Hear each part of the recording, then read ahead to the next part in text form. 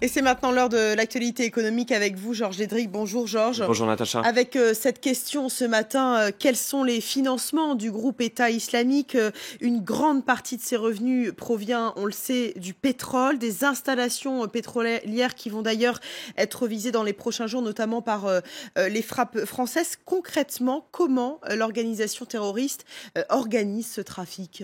Alors il faut savoir que sa priorité, c'est vraiment l'extraction du pétrole. La plupart des champs pétroliers se situent d'ailleurs dans le territoire que l'organisation terroriste contrôle, à l'est de la Syrie. L'organisation qui continue donc d'extraire 30 à 40 000 barils de pétrole par jour. Cela représente 1 à 3 millions de dollars par jour, soit environ 38% de ses revenus, auxquels il faut rajouter aussi les revenus qui proviennent du gaz. En revanche, elle est peu impliquée dans la contrebande de pétrole. Elle se concentre vraiment sur l'extraction. Comment ça se passe concrètement? Il y a des intermédiaires indépendants qui arrivent devant les puits qui sont gardés par l'organisation terroriste, qui peuvent faire la queue pendant des jours, voire des semaines pour attendre leur tour, remplir leur réservoir. Ce pétrole, il l'achète environ 25 à 30 dollars le baril, donc bien en dessous des prix internationaux, et ils vont ensuite le revendre à des raffineries privées ou alors à d'autres endroits du pays, dans des zones par exemple contrôlées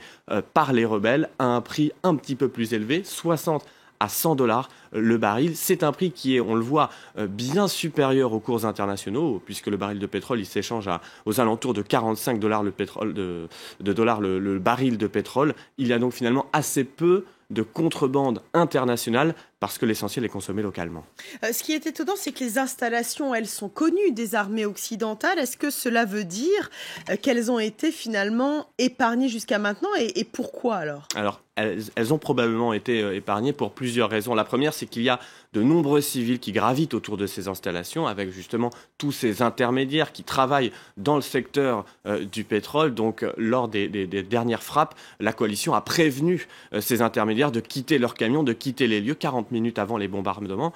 Donc, l'objectif, c'est notamment d'épargner les civils. Ensuite, c'est aussi d'épargner la population qui a besoin de ce pétrole pour l'électricité, pour les soins, pour se déplacer tout simplement. Et donc l'objectif de la coalition, c'est de ne pas s'aliéner la population locale pour l'instant en épargnant, mais ça risque de changer dans les prochains jours a priori.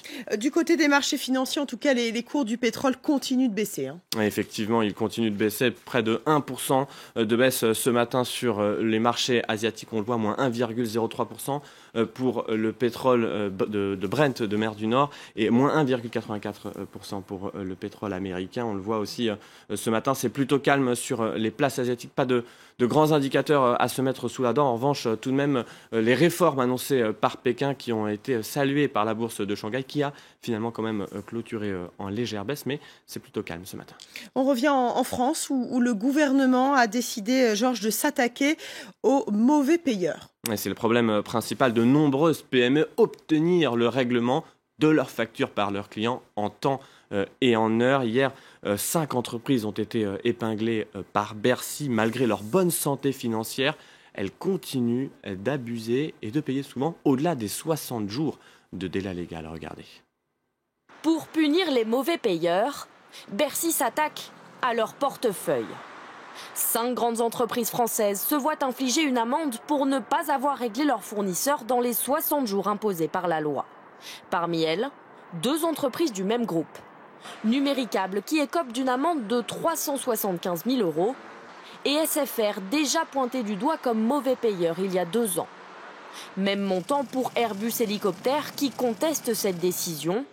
L'entreprise de charcuterie Paul Prédo, elle, s'en tire avec une amende de 100 000 €. Les retards de paiement créent des trous dans les caisses, en particulier des petites et moyennes entreprises, comme cette société de conseil. Oui, bonsoir monsieur. J'aurais voulu la comptabilité fournisseur.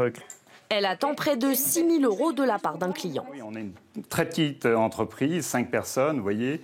Donc l'activité, elle est sur le fil tendu. Nous avons fait un investissement dans le temps important. Et c'est important que nos clients nous payent quand on aura donné toute satisfaction.